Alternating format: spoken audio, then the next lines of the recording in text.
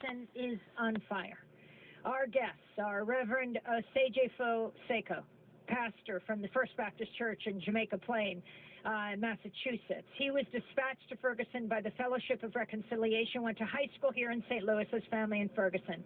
And Jelani Cobb is with us, Associate Professor of History and Director of the Africana Studies Institute at the University of Connecticut, also a contributor to the New Yorker magazine.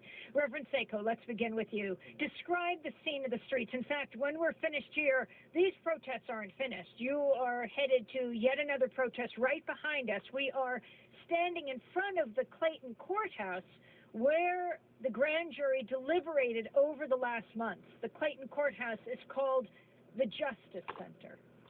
Well, yeah, it seems the case that the name of this center is inappropriate given the high level of repression and undemocratic engagement by the prosecutor, the governor.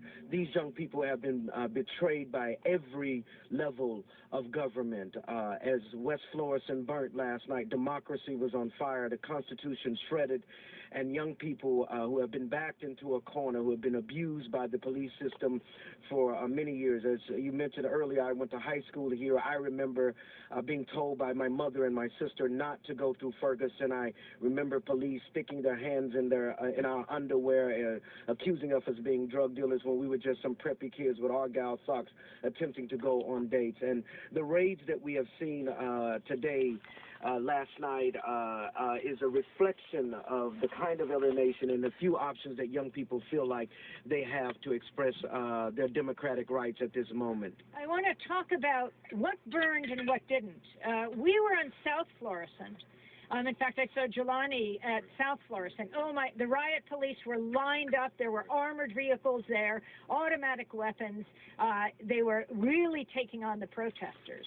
But when we went to West Florissant, where the buildings are, the businesses, mainly black-run businesses, there were no National Guard in sight. When we were here months ago on West Florissant, you couldn't even make a turn there. They had completely sealed off the area. But last night, to our shock, we drove unimpeded right down West Florissant. People were breaking windows. They were setting the buildings on fire. This is Black Ferguson that was left by the National Guard. Is that right? Yes, I was there for some 2 hours and witnessed firsthand the lack of response by the fire department, the casual nature, the way in which the police engaged. They eventually shot tear gas. But what we are seeing now is this was a primary example of the racial divide in Ferguson, in St. Louis, and the nation. Because this story has always been about Mike Brown and bigger than Mike Brown. Every other day in America, every other day, some black or brown child is subject to the arbitrary violence of the state with little to no recourse. That every other day in America, a mother is writing a funeral program that would perhaps be the elegy of the democracy. Jelani, I saw you on South Florissant. That is where the Ferguson Police, the newly built Ferguson Police Department is. Describe the scene and what you saw there. Well, initially, there was a crowd gathered out there. People were, silently hoping against hope that there would be an indictment, and there was none in the offing. People were there. They were hearing the long-winded and insulting statement that Prosecutor Bob McCulloch gave before announcing that there would be no indictment. And then you began to see tensions ratcheting up. But as that happened, there was kind of a noose structure that the police enacted.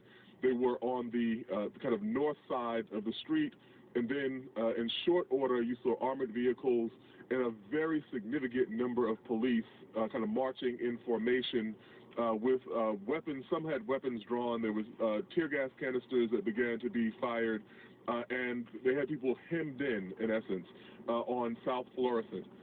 And as you said, on West Florissant, it was shocking to see the lack of police presence there.